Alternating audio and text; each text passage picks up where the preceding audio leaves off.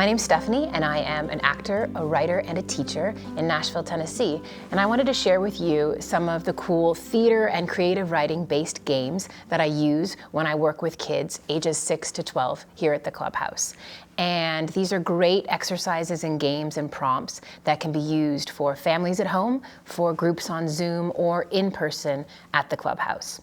So the first thing I love to do when I'm working with the little kids is to give them a warm-up. This is a great opportunity for them to engage with their feelings, to express emotions in a safe, playful setting, and to get on their feet and release all of that energy. So first thing I love to do in a warm-up is make sure that they're on their feet. And this is a basic theater game warm-up. And if you've got a bunch of energetic game littles, it's perfect. And it's called the Shakeout.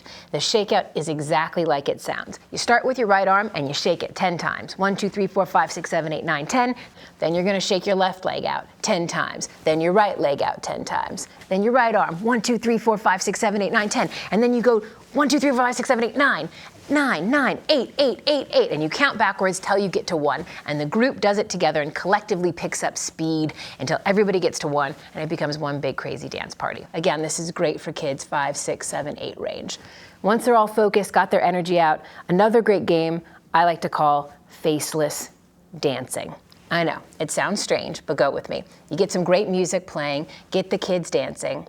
It's kind of like musical chairs, except the object of the game is not to use any facial expressions. So the kids are dancing full body, but they can't move their face. And if somebody moves their face and makes an expression, they're out of the game.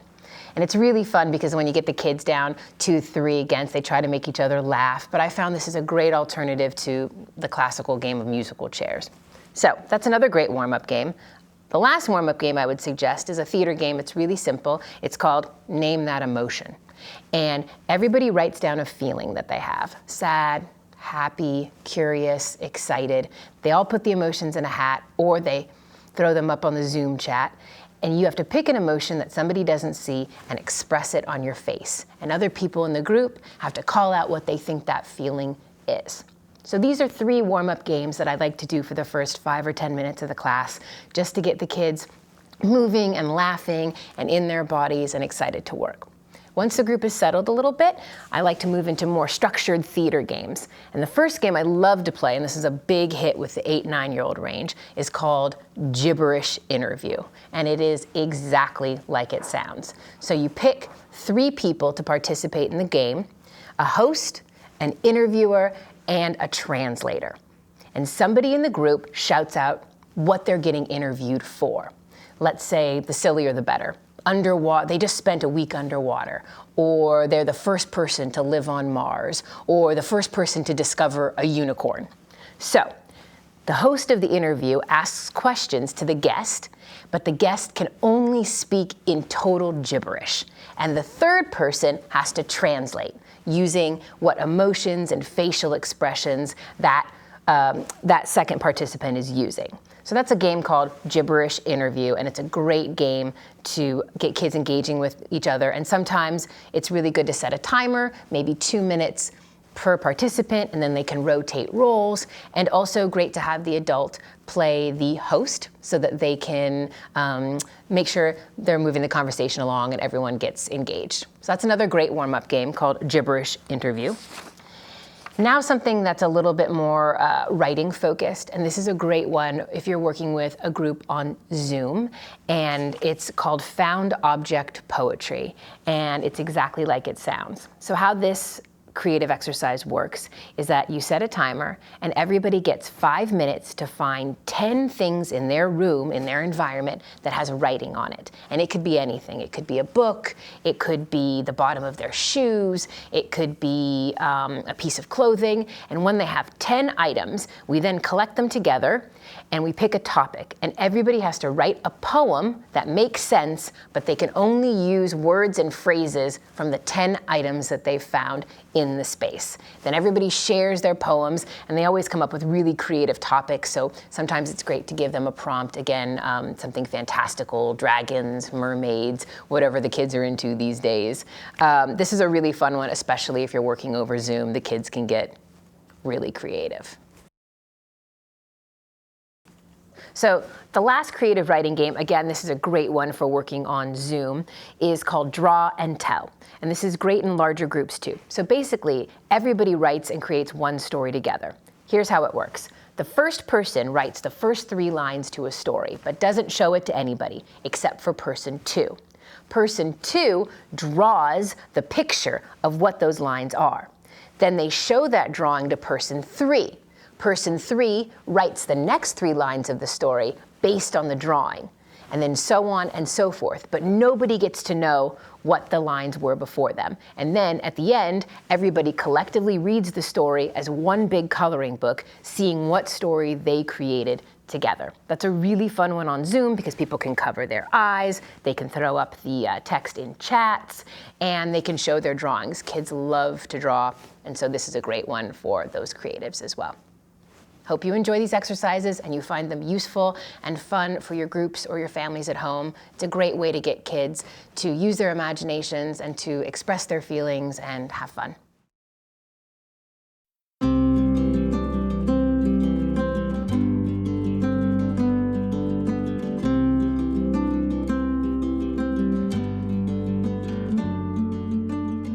Hi, my name is Stephanie, and I am a professional actor, writer, and teacher, and I'm going to share with you some fun creative writing and theater games that I like to use when I work with teens about ages 13 to 17 here at Gilda's Club. These are great exercises to be used at home with families, on Zoom, or if you're together at the clubhouse. The first thing I love to do when I'm starting a session is to get in a great warm-up. And because teens always spend their time on their phones and they're always in front of screens, anything we can do to get them physical in their bodies and away from the screens is a priority. I also recommend always using pencil and paper, going old school with a notebook for the writing exercises. I think it makes it feel a little bit more special and private, and it's a good switch up for them. So anyways, when we start off with a warm-up, I love to do this game called Faceless Dancing. And I know it sounds a little strange, but I promise you it will be a hit. Let the teens pick some music to start playing, and they start a dance party. But the question is, can you dance without making any facial expressions at all? So sort of like musical chairs, they have a big dance party, everybody has to dance full out, but nobody can make a face. The first person that makes a face is out, and file them out one by one by one by one until there's one masterful faceless dancer left. It's a big hit with teens, trust me, everybody ends up laughing. Another great warm-up exercise as a creative writer is to just do a Snowball 1-minute writing, where you set the timer for 1 minute, give the teens a topic, and this is a great opportunity to ask them things like, tell us about the best part of your day, or tell us about the biggest question on your mind right now. And the goal is they can't lift their pen from the paper for 1 full minute. It just gets their thoughts onto the page and gets their juices flowing. Another great warm-up exercise is something I like to call Dictionary Discover. There's different versions of it. This is a great one for Zoom, but you come into the room and you throw at them some really big words from the dictionary that they probably have never heard of. And everybody has to write down their own definition to the word. Then you collect the definitions, share them with the group along with the real definition of the word, and the group has to collectively decide what the actual dictionary definition of the word is. So these are a couple of the warm-up games I'll do at the beginning of a session. Then I move on to some theater games and some writing exercises. And if you have some actors or some particularly chatty or drama club students in your group, this is a great one. It's character and monologue. So you partner them up into 2 partners, and the first partner asks a question, like, tell us about your favorite sport. Tell us about making dinner last night. And the second person observes and listens to the person talk, but they have to write down 10 qualities about how that person is speaking. So they like to talk fast. They put their hands in their pockets. They tend to laugh a lot. They write down 10 qualities. Then you switch partners. Then the partners give each other a topic to write a monologue about in their character's voice. So then, once the characters write a monologue, they have to then perform it as the other person. And I think this is a great exercise for listening, observation, also definitely a great one if you have some actors in the bunch. It gets them sort of thinking about those actor muscles.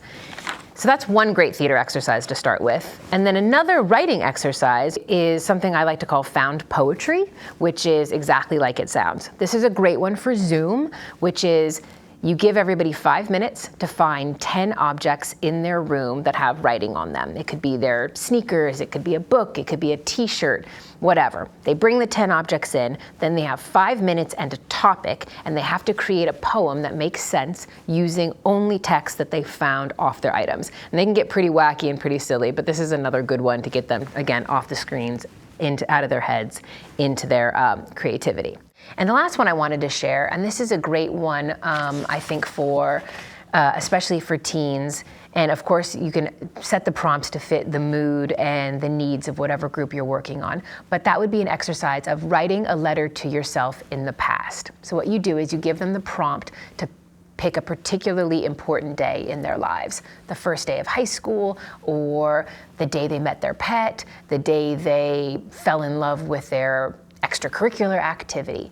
And you ask them to write a letter to themselves on that day from where they are now, including what advice that they would give to themselves for that day, what their favorite memories, most important memories from that day would be, and what they wish for themselves going forward from that day. And I think this is a particularly good one, especially if you've been working with a group for a while, or if you're working with siblings. I think it's a nice way to help kids feel like they can open up their feelings and share experiences, and also just see how far they've come and what they're learning and gathering.